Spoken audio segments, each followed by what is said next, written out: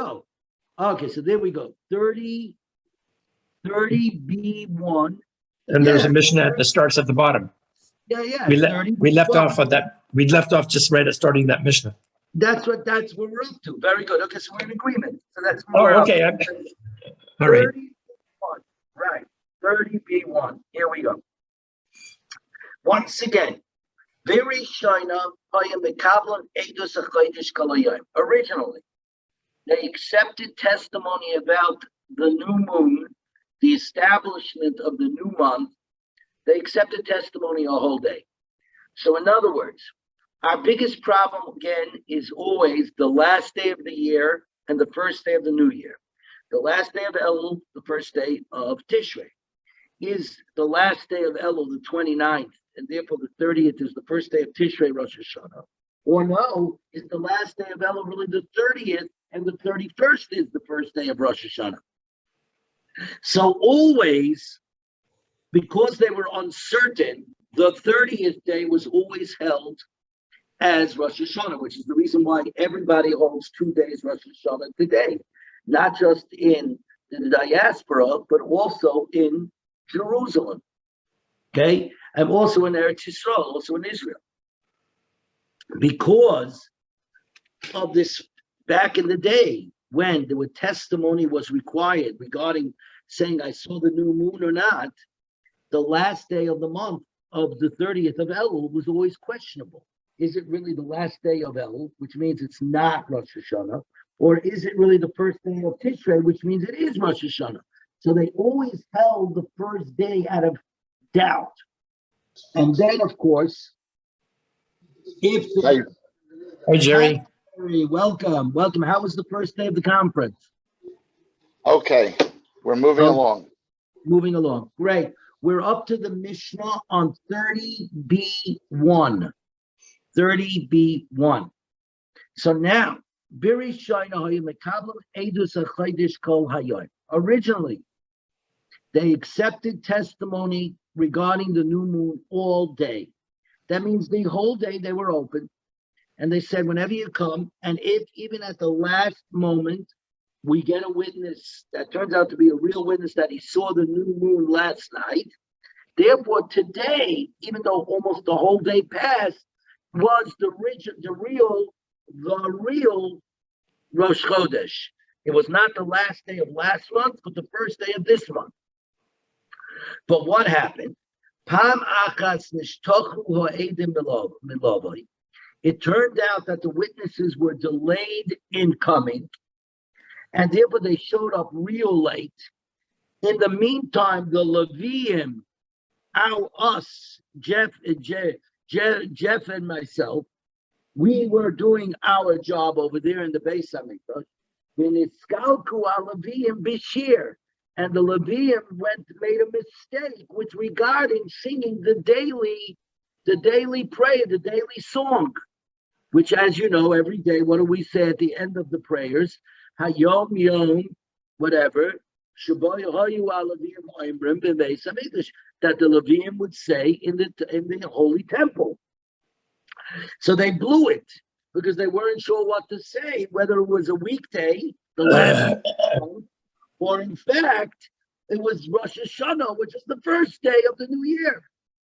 So therefore, they therefore went ahead and they instituted Shaloyu Mikablin Ella. We're on 30B2 Ad HaMincha, only until Mincha. That means until the afternoon Tamid, the Tamid Shalbein Abayim was offered. They only accepted testimony until 6.5 hours into the day. The bo edim so therefore, if witnesses showed up after the mincha time, after the bringing of the afternoon tamid, nahagin oise hayoim kodesh ulamacha kodesh, they would observe this day as holy and the following day as holy. In other words, since they always started the last day, day number 30 of Elul, it was always questionable, is this the last day of Elul, or is this in fact the first day of Tishrei? not knowing if witnesses would come, they would, out of doubt, they would act with holiness, blow the shofar, not go to work, etc. Now, if no witnesses showed up until Mincha, and then witnesses showed up afterwards, they would continue acting, keeping the day as holiness. And of course, they would keep the next day as holy, because the next day would be established as Rosh Hashanah as the first day. But when the temple was destroyed, Rabbi Yochanan ben Zakkai instituted once again that testimony could be received all day. Why? Because now that there was no longer a Beis Hamikdash, what's the words that we say every day, like we said this morning? Hayom Yom Shalishi, today is the third day, Shabai Hayu Alavim Imrim, upon which the Levium used to say, Beis Hamikdash, in the holy temple. When there is no holy temple, there's no mitzvah, there's no commandment on us Levium to say the daily hymn, to say the daily prayer. The daily prayer was only sung in conjunction with the offerings, the sacrificial offerings that were offered in the Beis Hamikdash. No Beis Hamikdash, there's no sacrificial offerings. There's no sacrificial offerings, there is no shira, there's no song for the Levium to sing. So said Rabbi Yochanan, in that case, we no longer have to worry about the Levium making a mistake, saying the wrong hymn, and therefore, let's go back to the old way of accepting witnesses all day of the 30th of Elul, and that's it. At the end of the day, by the way, today, as I started off, both here in the diaspora and both in Eretz Yisrael, we both hold 2 days of Rosh Hashanah. Every other Yom Tov, as you know, we hold 2 days, they hold 1 day. But because of this problem of not knowing whether the 30th day is really the 30th day of Elul or the first day of Tishrei, that problem even existed in Eretz Yisrael, in Israel. So it became established that Rosh Hashanah is always 2 days, Sai here and Sai in Eretz Yisrael. Good. Does everybody understand the Mishnah before we go further? Good. So now, my Kilkul, so this, by the way, this Gemara today, Jeff, today's daf, as we're going to see, is all about us. What is it that we sang? Okay? So we expect to hear your beautiful melodious voice shortly as we work our way through all the singing that we did. Ma Kilkul Halavim Bishir. In what way did the Levium get messed up with singing the song? Here in Babel, they explained that the Levium didn't sing any sin. They said, we don't know what to sing. The Tuesday one, like it is today, or do we sing the Shira of Rosh Hashanah? I don't know what to do. So the Levium did what when they didn't know what to do? They screeched to a halt and did nothing. They said, better to do nothing than sing the wrong prayer. Reb Zera, who lived in Eretz Yisrael, said, Sha'amru shira shel chol im atomid shel beno abayim. They recited the weekday hymn with the afternoon tomid. Obviously, they sang the weekday hymn with the morning tomid, with the first tomid in the morning. But the last sacrificial offering, which is the afternoon tomid, the tomid shel beno abayim, which at that moment in time, they still assumed it was still a regular weekday and not the first day of Rosh Hashanah, they also went ahead, according to Reb Zera, and sang once again the regular Shiras Hayom, the regular song of the day. Amalai Reb Zera lahava berei. Reb Zera said to his son Ahava, Puk tenulahu, go teach the following Baraisa to the people from Babel again, as proof that it was the weekday hymn that was sung. and not that they didn't sing anything. Because his kinush la Yehumi keblem edus b'chodesh. After the story where the Levium made a mistake, they instituted that Bezdin should not accept testimony concerning the new month. Ela kedeshu b'shuhus b'yoyim lahakev tamidim u'mitzafim u'miniskeim. Unless there was enough time in the day to sacrifice the Tamid offerings and the Musaf offerings with their wine libation. V'loima shira shaloi b'shibush. And to say the shira, the song, without a mistake. Now, if you're going to say that Levium made a mistake and sang the weekday song, that's a mistake, because if the witnesses come late in the day, and therefore Rosh Chodesh is established today, late, it's established late, but that retroactively the whole day was Rosh Chodesh, which means that today was in fact Rosh Chodesh and Rosh Hashanah, right? Therefore, that's a big blunder to have gone ahead and sang just the regular weekday song. But if you say they didn't sing anything at all, they simply froze and didn't sing anything, my shibushika, what's the blunder? Not singing is not a blunder. Not singing is just not doing. But where's the blunder? A blunder by usual means I did something and it was a mistake. Here, we didn't do anything. No, LMI is a proof that they did do something. They sang the weekday. They weren't quiet. They sang the weekday hymn. On this, no. Says the Gemara, even the Loyama Cloud, since they didn't sing any song at all, 30b3, in fact, there's no greater blunder than this. They didn't sing any song of praise to the Holy One, blessed be his name. The Kabbanis were brought, and they didn't sing a song of thanks to HaKadosh Baruch Hu, to the Holy One, blessed be his name. That's the worst kind of blunder. Better to say something in praise than not to say anything in praise. The great lesson, by the way, about this is, it's a lesson in chinuch, in training our children. And in fact, it's a lesson in business, in running an office. We all know that we have this strange thing. It's a strange thing about human beings. Praising somebody seems to be very difficult.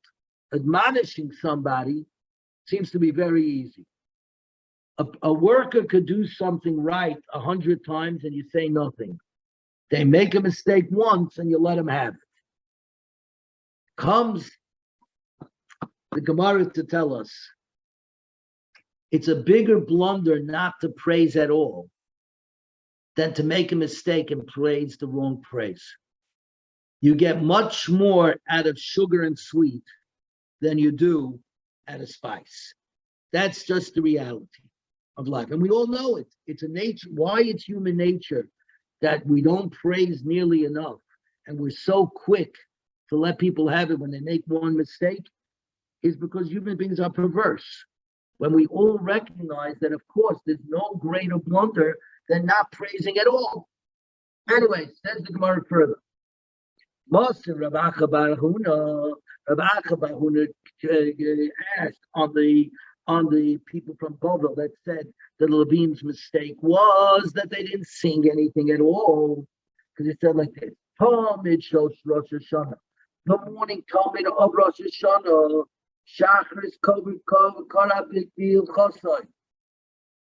It's sacrificed according to the regular weekday law, meaning that you would sing the regular weekday song. Like today, you would sing the regular Tuesday song. The Musaf Ma'omer. But when they offered the specific Musar offering of Rosh Hashanah, every Yontif gets its own special Musaf, additional. Moisif means additional carbon. What was the song that the Levium were supposed to sing? Says the Gemara, they sang Haninu lelekim uzenu hariu lelekei Yaakov. Sing joyfully to the God of our might. Sound a teruah blast to the God of Yaakov. B'mincha, in other words, in the afternoon tamid, the last sacrifice of the day before they close the gates at 6.5 hours, the daily afternoon tamid. Mahu, what did they say? They sang on Rosh Hashanah, Kol Hashem Yochel Midbar. The voice of Hashem convulses in the wilderness. What's remarkable, by the way, is today happens to be the 5th day of the month, and that this Kol Hashem Kol Hashem Yochel Midbar is part of today's Tehillim. But anyways, Ubizman shechal Rosh Hashanah liyos b'chamishi b'Shabbos, and when it occurred that Rosh Hashanah fell out on a Thursday, Hashir Shaloi Haninu Lelekim Uzainu, whose regular weekday hymn, what we say on Thursday, Hayom Yom Chamishi b'Shabbos Shaboy Hoyu Alavim Oimer b'Beis Hamikdash. It was the 5th day of the week. What the Levium sang in the Beis Hamikdash was Hashir Shalai Haninu Lelekim Uzenu, which happens to also be the same exact Tehillim, which is the song "Sing joyfully to the God of your might." And then the witnesses came before the morning Talmud was offered. That in fact they would not sing the regular standard weekday hymn of the 5th day of Thursday with the bringing of the morning Talmud, because then he would be forced to return when the Musaf carbon is brought, when the extra offering of Rosh Hashanah is brought, and they would sing again the same paragraph of Tehillim. Elamahu, what did they say in Thursday? It turns out to be Rosh Hashanah. What did they say in the morning Talmud? They sang Hasiroisi Misei Bel Shichmai. They would read the first part of that paragraph, which says, I removed his shoulder from the burden. But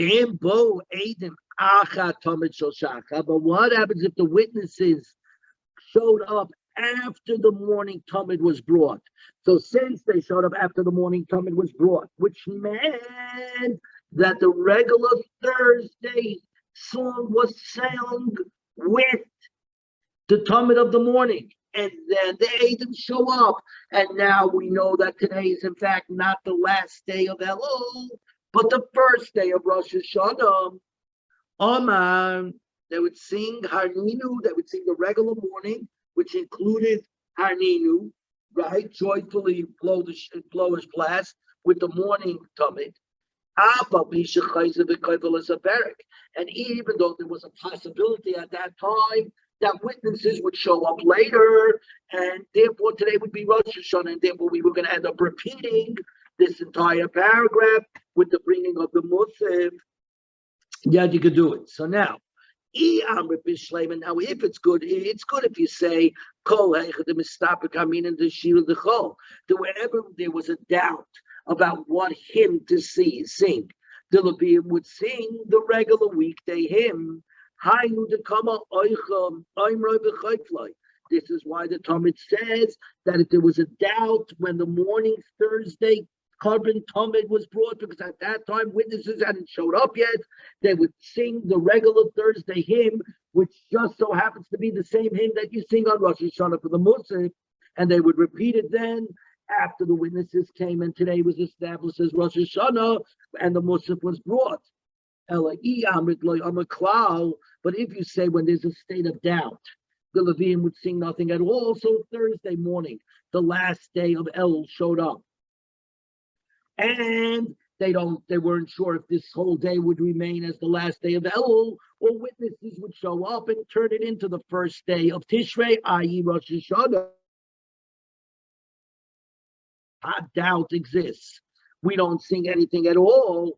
My Amru v'Chayful. What is this Raisa telling us that they repeated No, they wouldn't have repeated.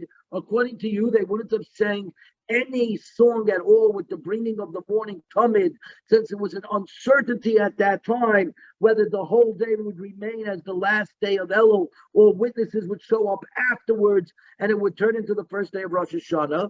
But you see, therefore, if the witnesses did show up, we would sing the same Thursday paragraph with the Musaf of Rosh Hashanah, because that happens to also be the paragraph for Rosh Hashanah, the capital for Rosh Hashanah. In that case, Elamai, what do you see from this parasha? That in fact, when there was a doubt, they always did sing the regular weekday hymn. And if they had to repeat it, no, they had to repeat it. So therefore, it turns out we're right that the Levim's mistake was that they sang the weekday hymn, as opposed to that they didn't sing anything at all. Now we're on today's daf. Lamed Aleph, Amid Aleph 31a1. Shani Hassam, there was different. The Shira the Yaimahu, because Thursday, the Shira, the song, happens to be the exact same song that is sung on Rosh Hashanah. But that is Thursday's song.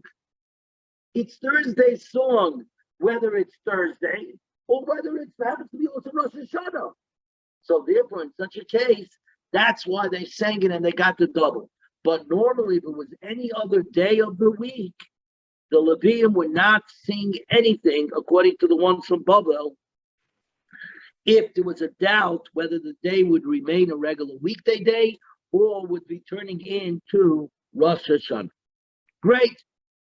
Now that we discussed this, the Gemara is going to say, okay, great. You've been talking about the Shir HaLeviim, the song of the Levites. How do we know what songs they are? In other words, we guys say by davening at the end of the prayers in the morning, the Shir of the Leviim that the Leviim said in the Beis HaMikdash. How did we know? What were they? Today we know because of the following Gemara. Here we go. Tanya, we learned in a Braisa, Rabbi Yehuda Mishum Rabbi Akiva.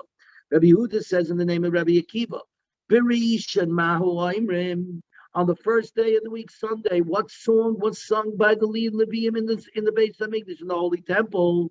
The song of Lashem Aretz U'Malaya. The Shem is the earth and its fullness. Why?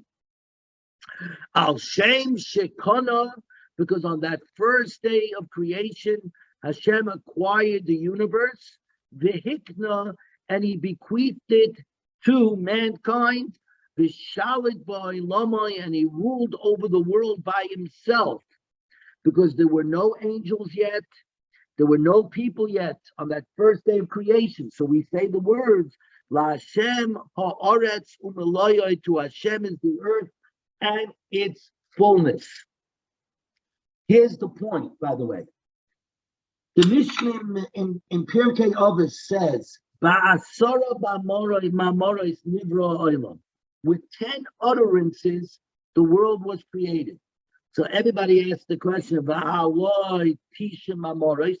But if you look in the Torah, there are only 9 utterances from God. So we say, Bereshis bara Elokim, in the beginning God created, was Maimah Rishon. That was the first saying. As the Ramban Nachmanides explains, in fact, the Big Bang Theory, you all know about the Big Bang Theory. In fact, Darwin did not come up with the Big Bang Theory. You know who came up with the Big Bang Theory?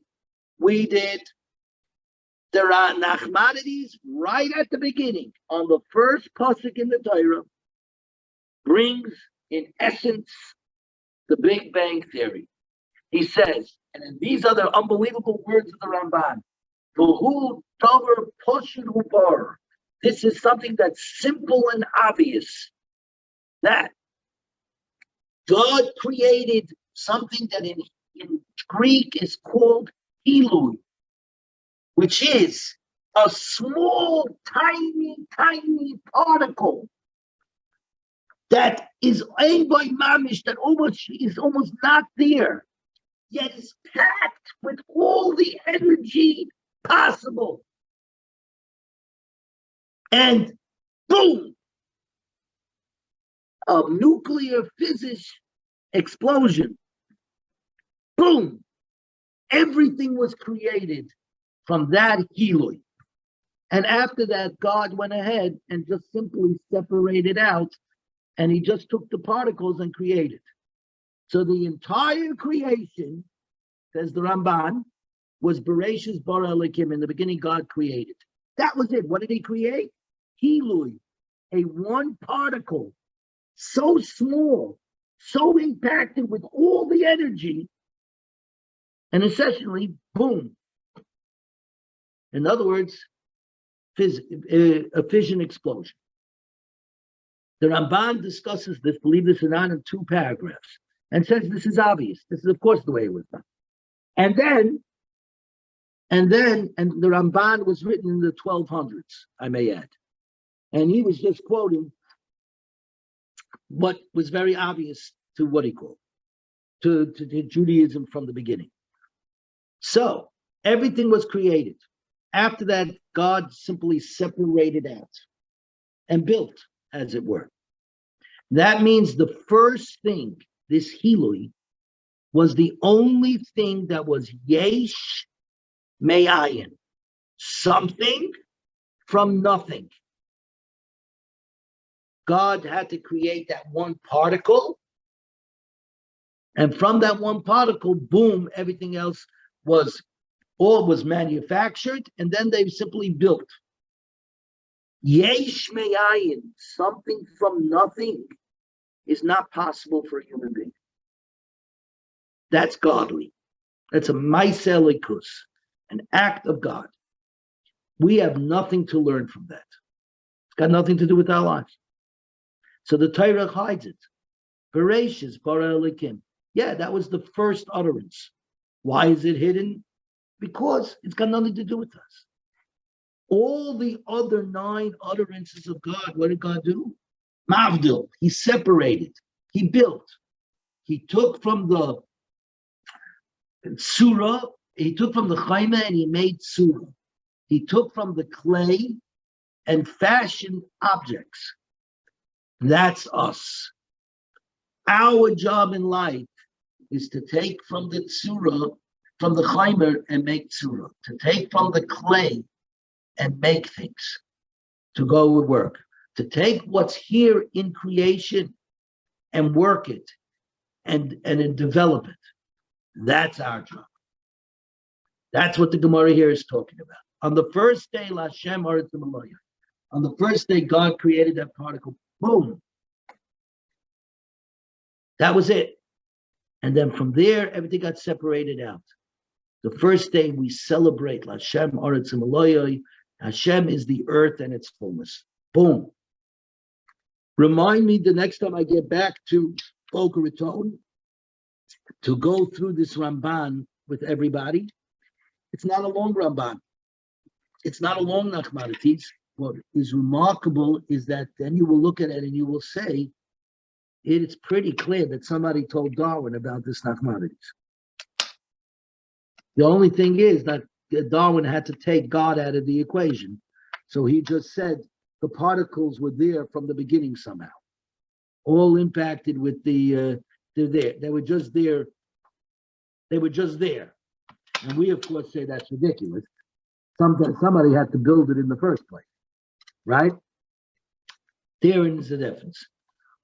And then you'll say there's an 800 years between the Nachmanides and Darwin in the 1800s, and you'll see the wonder of our sages that came before. Now, on the second day, what song did they sing? Gadol Hashem u'hula miyoi. Great is Hashem and much praise. Why? Al Shem shechilek ma'asav u'malach aleim. Because on the second day, Hashem started separating things that he made and he ruled over them. He separated, on the second day, he created the firmaments which divide the upper and lower stratuses of creation. Like we said today, Elokim nitzav b'daskel.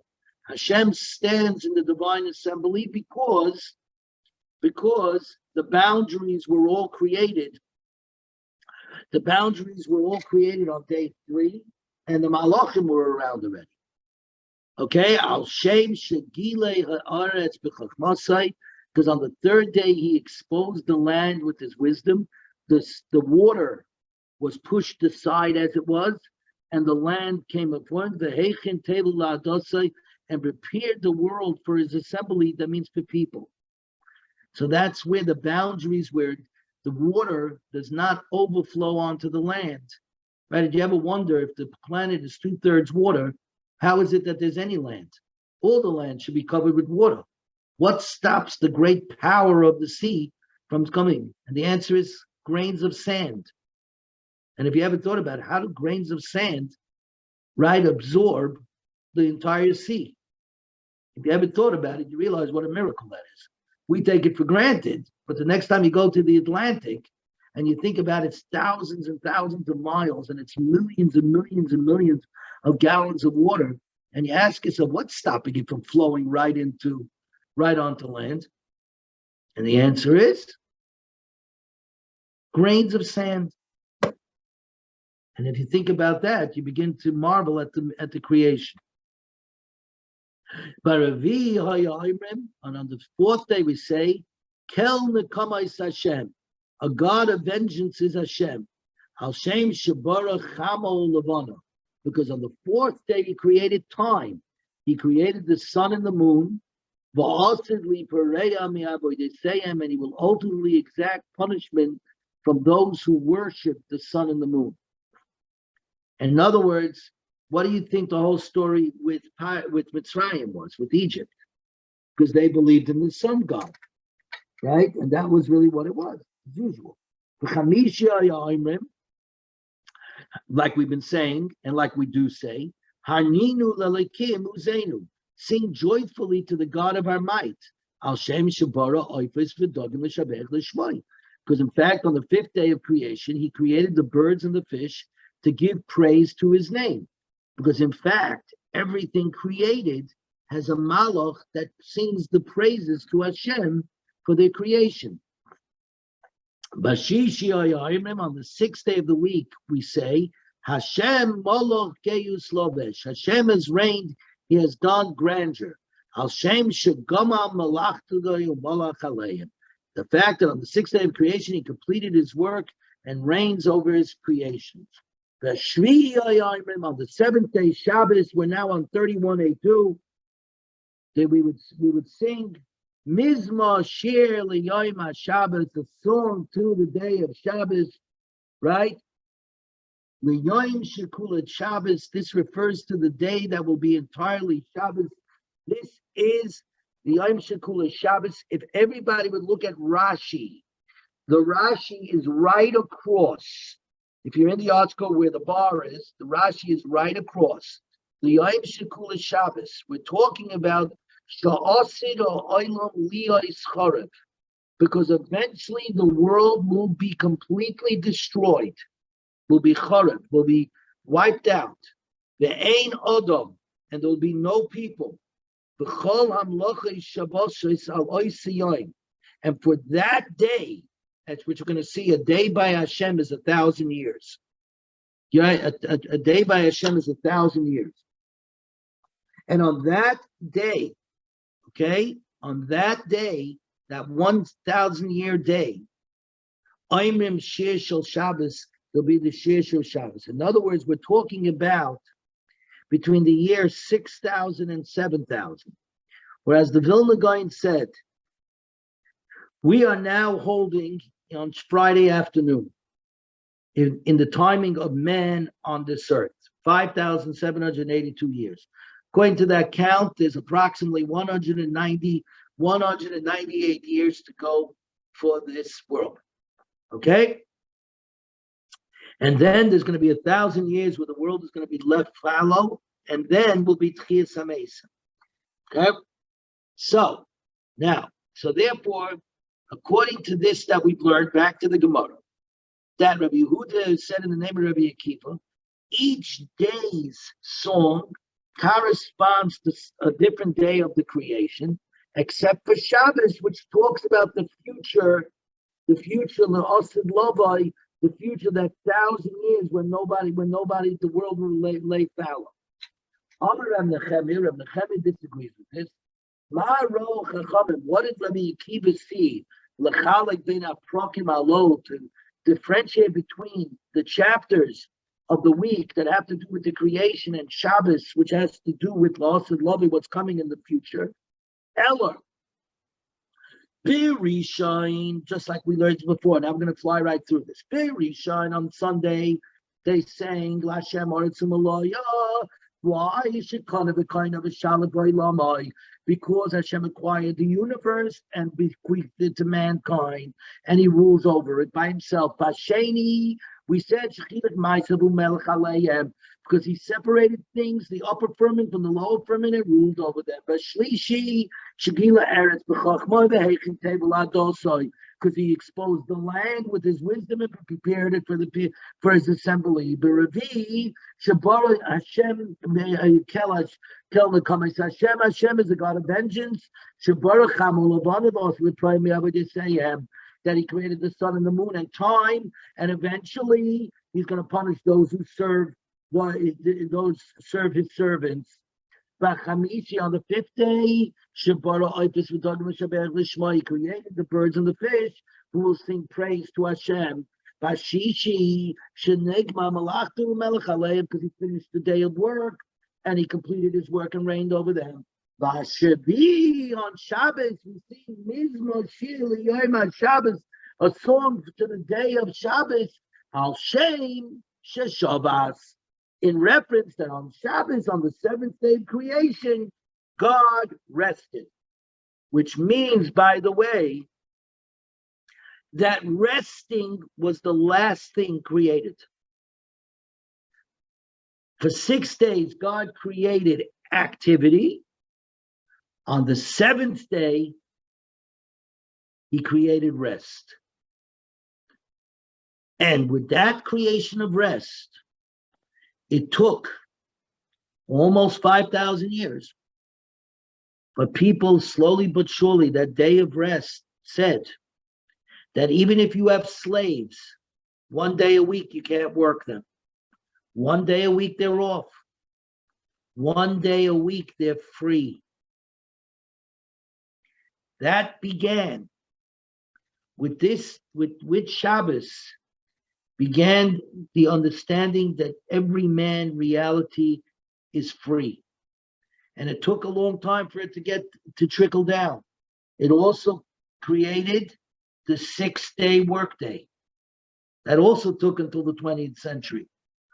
And if you'll notice, almost all calendars go Sunday to Shabbos. The Christian calendars try to go Sunday to Sunday, Monday to Sunday, but those calendars have never taken off. The calendars have always been Sunday, Monday, Tuesday, Wednesday, Thursday, Friday. Shabbos is the last day of the week. Upligi mid Rav Katina, and they all argue on Rav Katina. The Amar Rav Katina, and this is what I told you before. Shita alpe shneya have alma. The world will stand for 6,000 years. The Chad Chorov, and 1 day, which is 1,000 years by HaKadosh Baruch. 1 day, Yomi, what he called is 1 day is 1,000 years. It will be destroyed. Shenema, the Niskav Hashem Ravadai by Yoimahu. And Hashem will be exalted on that day. Abaya Omar. So for 2,000 years, the world, from the year 6,000 to the year 8,000, the world will be destroyed. Shanama yichayenu miyamayim. He will revive us after 2 days. So Rabbi Yehuda, the name of Rabbi Akiva, holds the world will be destroyed for 1,000 years. He therefore says the Psalm of Shabbos Mizmor Shir L'Yom Shabbos is talking about that 1,000 years. Rabbi Nechemi holds the world will be destroyed for 2,000 years, so there'll be no single day that will be entirely Shabbos. He therefore says, Shabbos It's talking about the actual Shabbos. Now, back to our, what he called the songs that were sung by the Levim. The Musay the Shabbat Mahoimer. With the Muslims of Shabbos, what hymns would the Levim say? Amar Ravana, when it turns out to Yontif, Amar Ravana Bar Parava, Amar Rav, Haziv Lecha. If you take a look at number 24 on the bottom of 3183, you'll see, number one is they would read the beginning of the Parsha of Azinu. Then they would read Zechar Yemais Olam. Then they would read Yar Kivenu. Then they would read Vayar Hashem Vayinot. Then they would read Lulei Kas Oye. And then they would read Yodin Hashem Amoy. Okay? Now, the point here is, normally when we read from the Torah, the truth is we can play around with Sheni, Shalishi, Rabbi. Sometimes we change, we add in Aliyahs. Sometimes we change the place where we stop. Parshas Azinu, you cannot do that. Parshas Azinu, you have to follow the first six Aliyahs have to all start with these various psukim. And the seventh Aliyah is after the song. After the song of Azinu, the seventh Aliyah goes. Says the Gemara like this. The derech shechalukin kan, in the matter that the passages were divided here by the Levim, kach chalukim the base HaKnesses, so must they be divided in the Torah reading in the shul. Just like I explained, there's no fooling around with the order. At the mincha on Shabbos, when they brought the afternoon Talmud, what song did the Levim sing? Amar Rabbi Yochanan, they would recite the following three passages from the Torah. Oz Yoshir, Micha Moicha, who is like you, and the second Oz Yoshir that Miriam sang with the women after the splitting of the sea. Ibayaluhu, Hani Kuli B'chad Shabbat Amaluhu, were all these passages recited on one Shabbos. Idilma Kol Shabsa B'Shabsa Amikad. On each and every Shabbos, only one of them was recited. They didn't have to recite all of them. They only had to recite one. Tashma, the Tanya, Amar Rav Yosi, Ad Shirishayna Meres Achas, while the first set of songs were being recited once, Sheniya Chayezishtaim, the second set is reviewed and recited twice. The length of time that it took to complete the Musaf cycle once, the afternoon Talmud cycle is completed twice. Shema Mino Kol Shabbat B'Shabbat Amru Chad. Learn from here that every Shabbos one of the hymns was recited Shema Mino, and over a 7 Shabbos period they would complete the whole laning of Azinu, etc. Jerry, by the way, Matthew just sent me yesterday's shir, so I will send it on to you as soon as the shir is over. Yesterday's shir. Okay, I will. Okay. I'll WhatsApp it to you. He's always a day behind, so I'll get it to you. Okay. Amar Rabbi Huda Bar Aidi, Amar Rabbi Yochanan, Esem Mesayis Nasa Shchina. The Shchina Hakadosh should journey 10 journeys during the period of the destruction of the first Beis Hamikdash. Mikroim, learn this out from Psukim. Okay, should connect on Kosas Sanhedrin, and corresponding to this, the great Sanhedrin. The Supreme Court was exiled 10 times during the last period and before the destruction of the second Beis Hamikdash. Gemara, this we know from oral tradition. So here we go. Asara Masais Nisa Shchina Mikari. 10 times the Shchina, what do you call journey? 10 journeys we learn from the Psalm. Mekapiris Likuruv. They first went from the ark's cover to the Kerub. That means on top of the ark, there were 2 small golden angels. Shlomo Melech, Solomon the king, when he inaugurated the Beis Hamikdash, made 2 more huge cherubs, and he put them to the north and south sides of the Holy Ark. So what happened was the Shekhinah first left the ark and went on to the cherubs of Shlomo HaMelech. Skip the next two words. Rashi doesn't have it, and Messiah and Shatz doesn't have it. So skip out the words mikaruv l'karuv. We keep going. 31:8:4. Umikaruv lemifton, and from the karuv to the threshold between the holy of holies and the heichal and the sanctuary, and mifton lechatzim, from the threshold to the courtyard, mechatzim lemizbeach, from the courtyard to the outer altar, mimizbeach legag, from the outer altar to the roof, umigag lechayma, and then from the roof to the courtyard wall, umechayma leir, from the courtyard wall to the city of Yerushalayim, umeir lahar, and from the city of Yerushalayim east to the Mount of Olives, the Har HaZeisim, umehar lemidbar, and then from the Har HaZeisim, the Mount of Olives, into the wilderness. Umibidbar also the Yashua b'Mekayma, and from there the Shechina ascended to heaven and settled in its place. Shenema elecha shuva el Mekayma. I will go, I will return to my place. Now, says the Gemara, mikaparis lekaruv umikaruv lemitzah, and from the ark to the karub, and from the karub to the threshold, tiksiv. It is there that I will set my meetings with you, and I shall speak to you from atop the ark cover. He mounted a keruv and flew. So obviously it must have moved from the top of the ark to the keruv.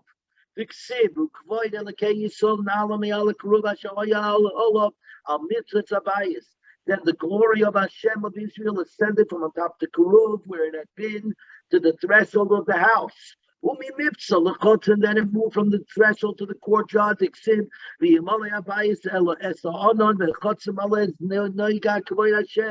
And the temple was filled with the cloud, and the courtyard was filled with the glow of the glory of Hashem.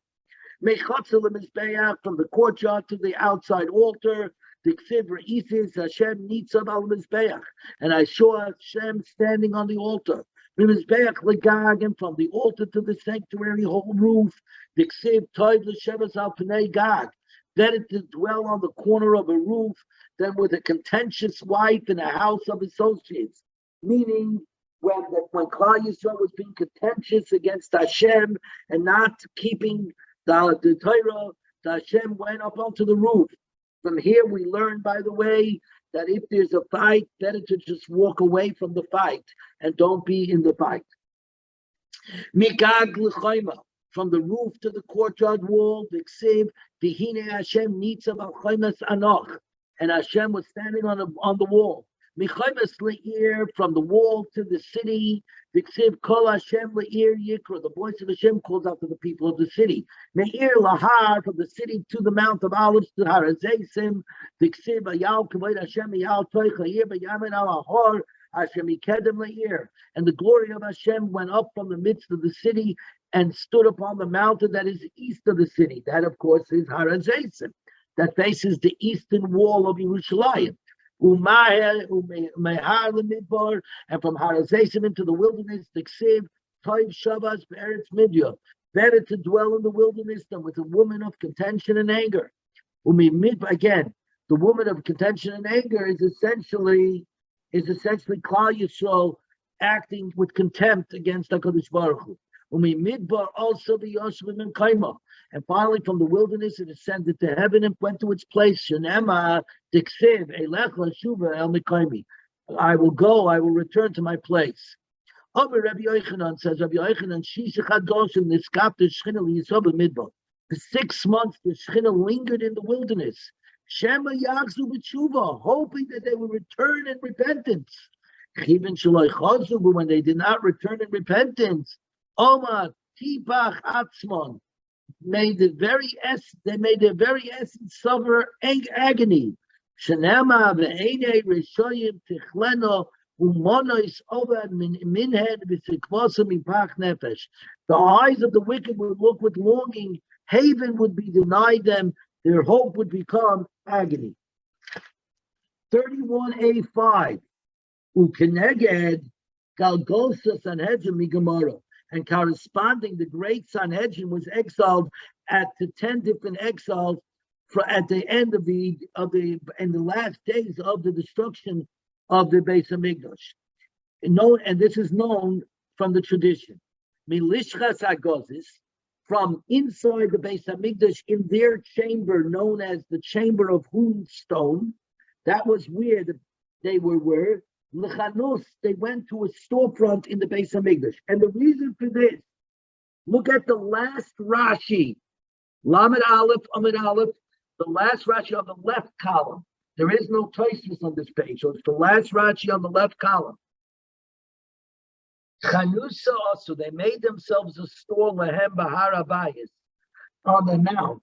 V'yosfu sham, and they sat there loyma shaloi dinoi dinin nefashos dechazu nefishin rochtzim kedamina b'sanhedrin, because they no longer were going to adjudicate capital cases, because you can only adjudicate capital cases when the Sanhedrin is sitting in their place, i.e. in the Lishches HaGozes in the Chamber of Hewn Stone. When the Sanhedrin was sitting in their place in the Beis HaMikdash, then all the other courts of 23, the appellate courts, could adjudicate murder cases throughout Al Yisrael. You know what happened over the last 40 years before the destruction? Murders were happening all over the place. Anarchy. In other words, exactly what's taking place now in the big cities throughout the United States.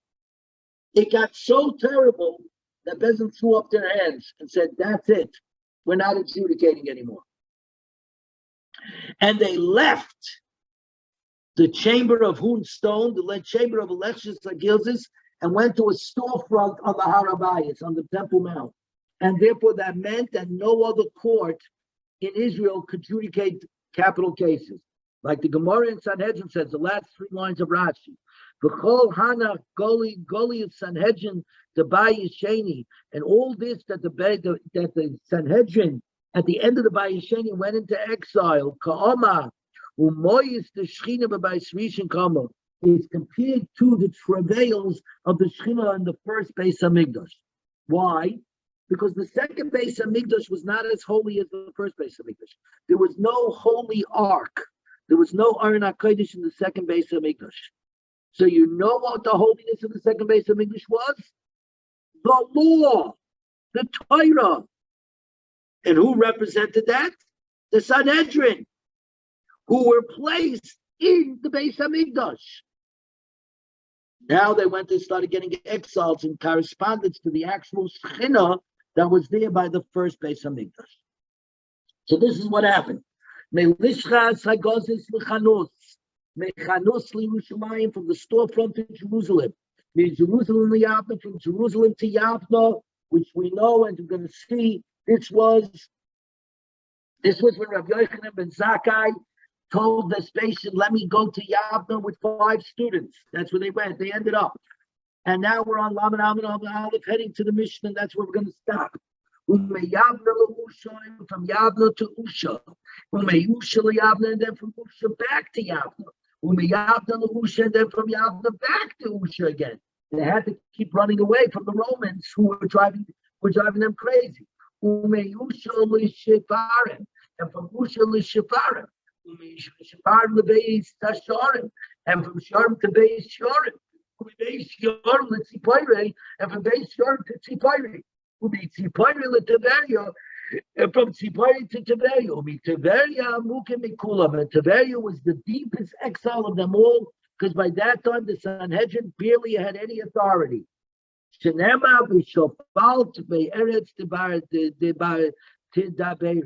We will sink down from the ground will you speak, downtrodden from the dust will be your speech speak. Rabbi Loza Sheish Golos. In fact, they only had 6 exiles, the Sanhedrin. Shenema ki ha-sheikh yeshvei morim kirya niskobo yashpileno yashpila ad eretz yiganeno ad ofa. He has brought down those who dwell on high in an exalted city. He has lowered it into the ground. He has brought it down to dust. There are 6 mentions in this pasuk. Rabbi Yochanan wanted to end this on a positive note. Umisham, and from the dust, Asidinly, Goel, their design, their destiny is to be redeemed. Shenema, because it says, Hisnari meyopa kumi shvi. Shake the dust from yourself and arise and sit, Yerushalayim, O Jerusalem. May that come speedily in our days. Very good, everybody.